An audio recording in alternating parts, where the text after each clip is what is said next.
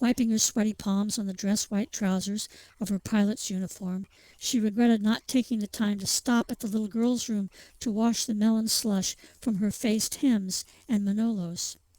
Too late.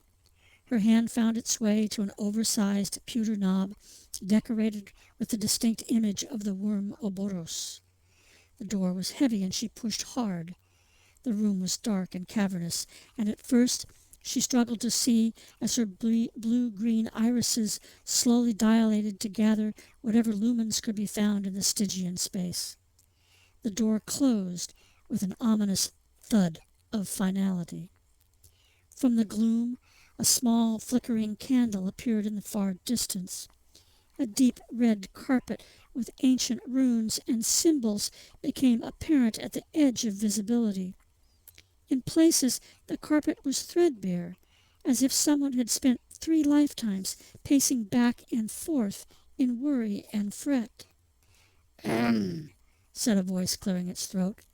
The voice came from the direction of the candle, and Punky quickly closed the distance to the dim pool of sickly yellow candle illumination.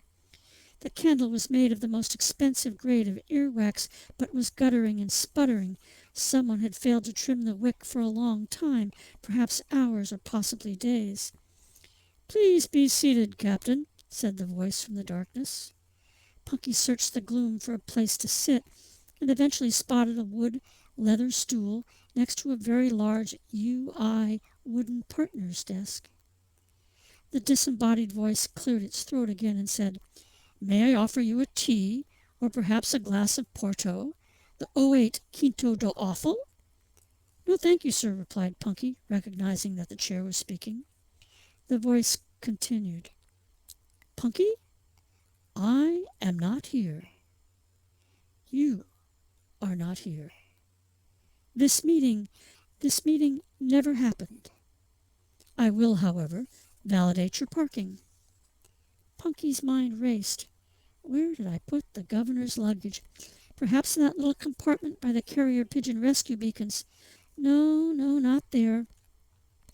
The voice interrupted her desperate attempts to resurrect the location of the luggage.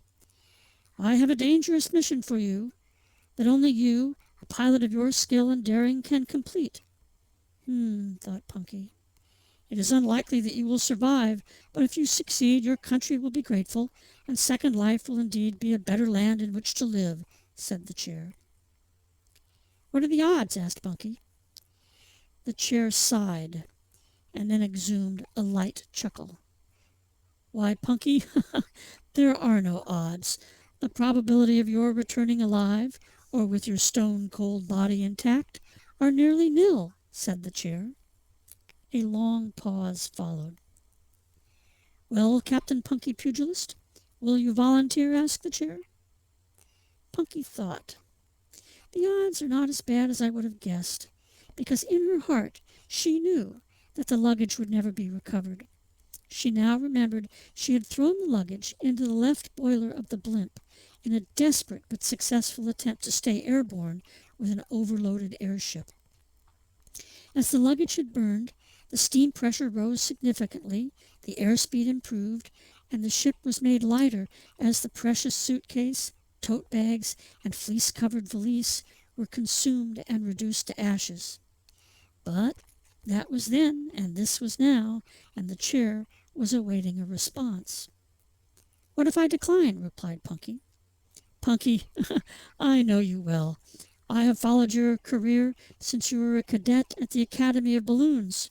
You will not decline this important work. Besides, if you refuse, you will never leave this office standing on your feet, and Fluffy will be without someone to clean the litter box," intoned the chair.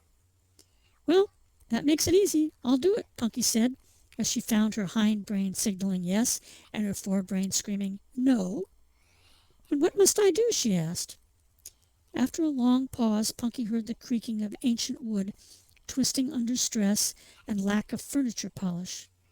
A large, stained blue envelope, sealed with yellow sealing wax, bearing the imprint of Bradford Canticle Montfort IV, Royal, Dauphin of Second Life, associate professor, famed historian, and recently elected head of the anti-monarchist party, came scuttering across the desktop and stopped at the edge of the desk in front of her.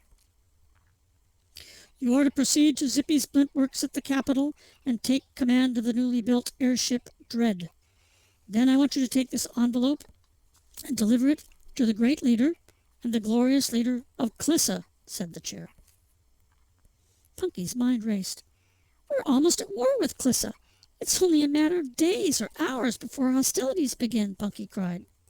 Oh, and on the way, I want you to rescue little Ben and take her with you to Clyssa, continued the chair.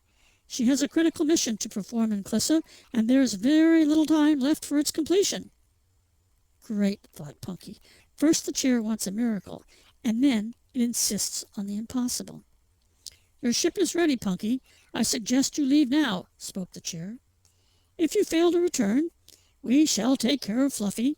She will live a life of luxury for a few of her 9 remaining lives. The litter box will be maintained. Captain Pugilist, you are dismissed. Punky turned to leave and walked a few paces towards the door, but remembering the offer to validate her parking, she turned again.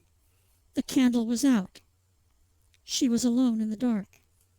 She needed 5 lindens.